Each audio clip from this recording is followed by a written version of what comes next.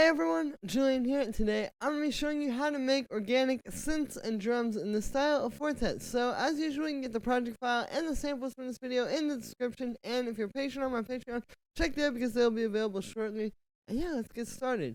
So, the first sound we've got going on here is this little synth pattern loop thing that I made, which sounds like this.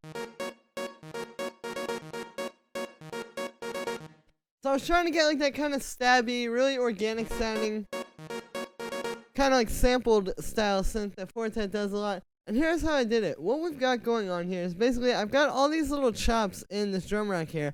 And what these are is they are chops from the synth loop that I made. The synth loop, you can hear here, it's this thing that I made with analog. It's just this ARP that I wrote in.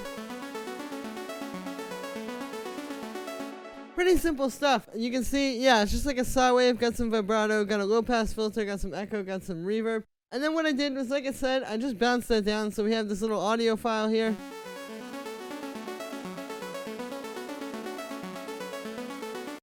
And then I just took that and then I put it in a drum rack and then I started chopping it up. Like we've got all these different, like I just have all these different pieces of it that I chopped basically. You can see I also pitched it down a little bit. But yeah, then all it was just a matter of kind of like arranging this. So yeah, it's pretty simple. This is like a really good way to do this. Just make like a pretty simple like ARP or something like that. And just bounce it down and try putting it into a drum rack. It's really not that hard to do. But yeah, you get a really cool kind of vibe when you do this, and it's because what's happening is, as you can hear in this original audio sample, or even on this, there's a bunch of like reverb and delay and just stuff that you get when you have like a synth loop like this, like an ARP. And so when you chop this up, you kind of get all of that with it. Like if I turn my reverb off, that's on the drum rack, you can hear there's like a certain little level of like atmosphere and ambience in the background of everything there. So you kind of get stuff like that, and that's what makes this technique sound so cool. So yeah, like I said, it's really not too difficult to do that. It's just a good way to do it because you're always working with like your own audio, you know, like you're not just chopping up a sample that you got from wherever. Like it's all like done by you. You can keep it in key because you know what the original key was. All that kind of stuff. It's just a nice way to do this. So for effects on here, actually the first thing I have is this auto filter, which is turned off. I thought it sounded kind of cool. I didn't want to include it in the preview, but basically it's just this low pass filter with a bunch of resonance and a little bit of an LFO. It's kind of a cool technique. You can play around with that on your own if you get this project file. But yeah, I just thought I'd throw that in there. Next thing we have here is this really short reverb. So what I'm doing with this is, you can see I've just got the size down, got the decay time down. And it's just like a really tight reverb. You don't want a whole lot of it with this sound because you can hear it kind of gets in the way. But just having a little bit like this is nice. So then after that, I have a utility just to give it a bit of a gain boost because this was just very quiet. And yeah, then the last thing we've got on there is just a compressor sidechaining into the kick, and that is it for that synth loop. So the next thing we've got here is this bass, which sounds like this.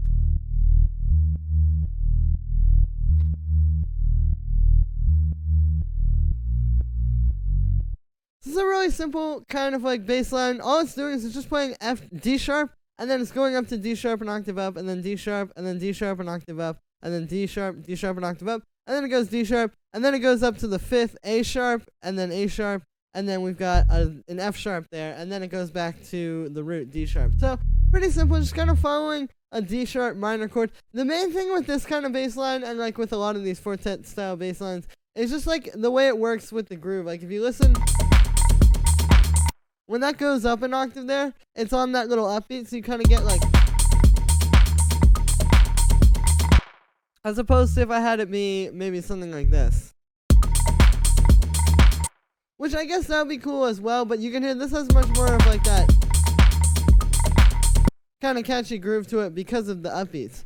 So for the sound on this one, it's a really simple respace. All I've got here is just two saw waves inside of operator here. I've got operator set to this algorithm, so it's not doing any FM with these two oscillators. But yeah, just two saw waves. Second one's detuned a little bit. Pretty simple respace.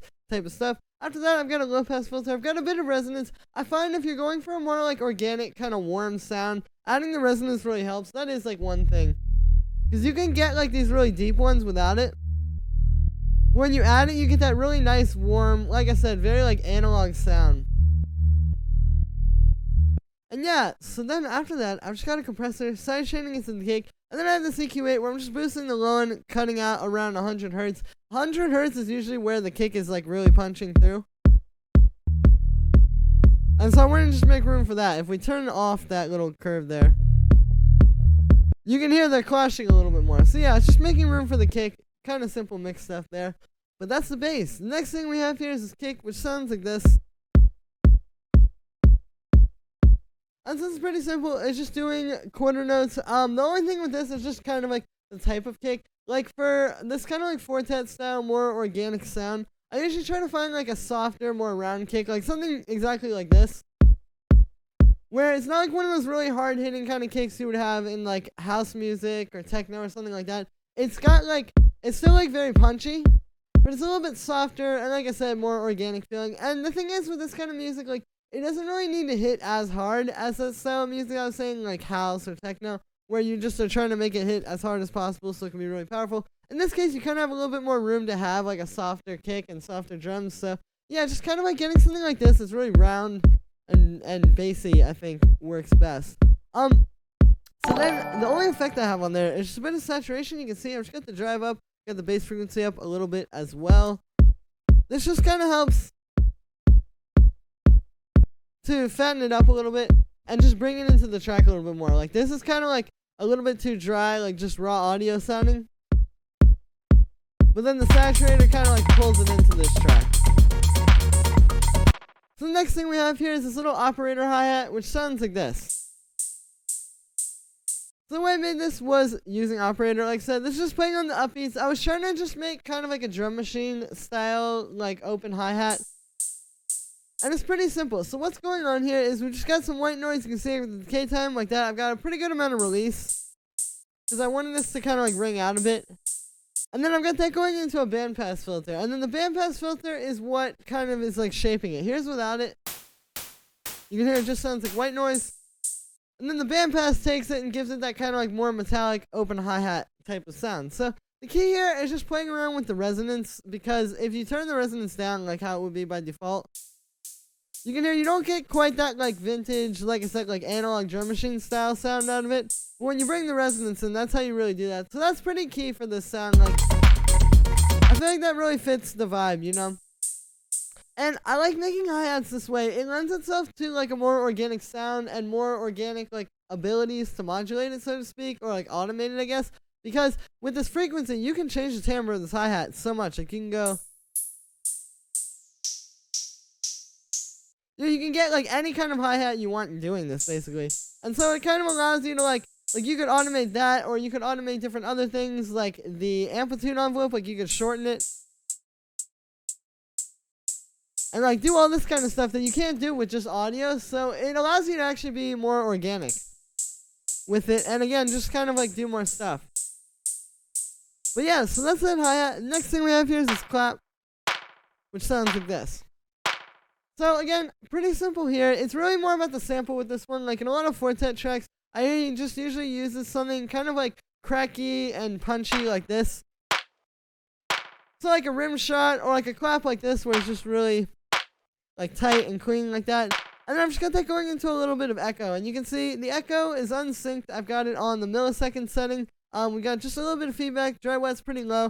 It's just adding that quick little kind of thing to the sound. The key here is just to not let the dry wet up too much. I do like this. I feel like it helps to bring this to life. It's kind of like I was saying with that kick, like the saturator kind of brings it from just being audio into like a part of this track. It's the same thing here, because this on its own just sounds like a clap playing. Like it's very dry. When we add this echo, it gives it that little tail that kind of brings it to life a little bit more. It's definitely another good thing for kind of making it more organic. The next thing we have here is this drum rack full of these break chops, which sounds like this. So I've talked a little bit about this in other videos before where I've talked about the style, but basically a very important thing for getting that certain type of like very organic sounding sort of like raw drums that are used in this style of music a lot is using drum breaks. And so I'll show you. If I take this, here's with this thing in the mix, and then if I turn it off, it's like a completely different track. Like this is really, really important for giving it like something really like organic and kind of just less like flat. Like if we listen to these drums, like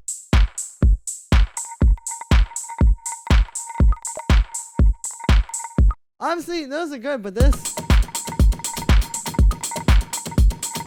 is what gives it that like particular kind of groove. So the way that I did this was actually a little bit different than I've done on here before. What I did was I took these 3 different chops. I have this, which is like a hi-hat, and then a louder hi-hat, and then a kick. And I just put them in this drum rack here. And then what I've got going on is I've got,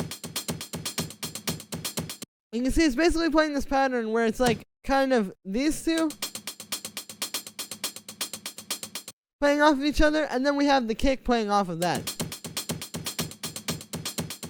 So you have like this kind of complex rhythm happening, and again, this is doing 2 things. It's adding a really cool texture to all the drums, because we have this kind of like old school drum break style feel, but also it's just adding like a very interesting rhythm to the drums, because the drums are very straight. Like we just have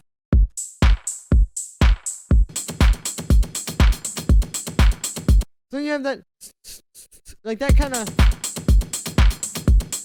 the way that pattern sounds, it really adds a lot, I feel like, groove-wise. So, yeah, like I said, this isn't really too difficult. If you just look through, like, old drum breaks and start taking them and putting different, like, individual hits from them into a drum rack, you can do something pretty similar to this. The way I've done this in the past is by taking, like sometimes I've taken, like, the actual drum rack, like, or the actual drum break. Like, I'll show you, like, maybe something kind of, yeah, like maybe something kind of like this. Like you would take this and just kind of bring it in and, you know, chop it up and then have it playing, you know, like something kind of like this. Like just have it playing like audio underneath everything else. Like maybe if we drag it over here.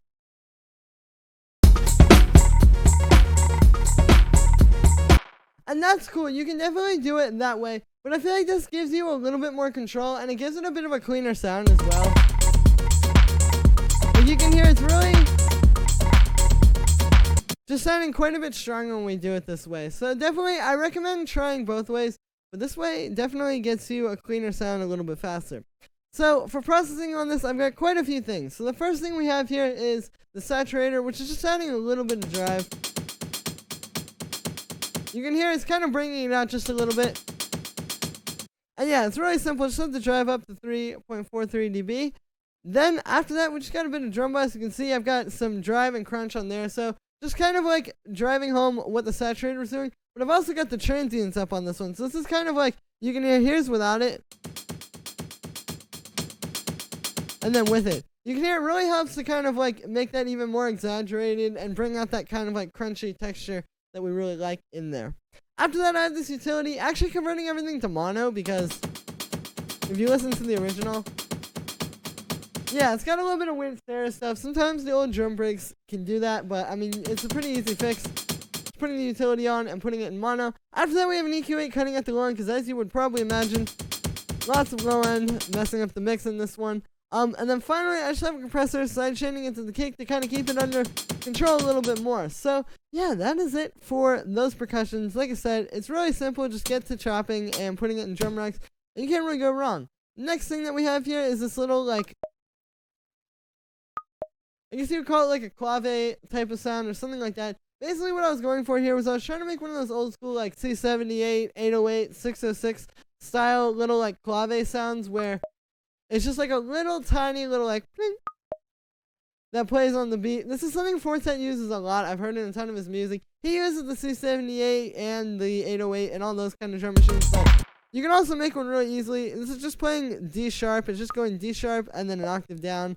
D sharp is the key that we're in. Pretty simple there. But then what I've got for the sound is it's just operator. I've just got this sine wave with a really short decay. And yeah, that's pretty much the sound. It's not a difficult sound to make, like I said. But you can make these yourself real easily. And it adds like a cool kind of element to the drums, I feel like. Because you have like this drum rack, which has like the drum break type sounds, which are very like organic. But then you have this kind of like synthy thing where it has like kind of a cool sort of character to it. But it's also very digital. I mean, it is like a synth sound. Yeah, kind of an interesting contrast with that one. Then the last sound that we have here is just this little granular percussion thing, which sounds like this. The way I made this was just by taking this little percussion sound and I put it into the granulator. If you don't know what the granulator is, I'll put it in the description. You can get it for free. It's a granular synth from Max for Live. And what granular synthesis is basically just, it's very similar to a sampler, where a sampler will just play a sound from start to finish. Like you put a sound into it and it plays that sound. This is doing the same thing, however, instead of just playing it from start to finish or in reverse or however you would set it up with the sampler to just go from point A to point B, with this it's just playing all over the place. So you can see that little yellow line is just moving all around. So it's kind of a cool way to get like an interesting sort of like droning thing, because it gives it a really cool texture and it sounds really organic. And yeah, it's not too difficult. Like I said, all I did was I just took this thing and put it in there. And that's how you get that sound. So then I just have a few effects on this. I just have a compressor, side chaining into the cake, and then EQA cutting out the lawn. Pretty simple. Again, with this one, it's more about kind of playing with audio and getting a really cool sound through manipulating it. So that is pretty much it for this one. I've shown you everything that I have to show you guys. I hope you enjoyed. And yeah, so that's it for today, guys. As always, make sure to let me know what you think of this video in the comments. Make sure to like this video as well as subscribe. Once again, you can get the project file and the samples from this video in the description. And if you're a patron on my Patreon, check there because they will be available shortly. Thank you so much, everybody. I love you all, and I will see you tomorrow with another video.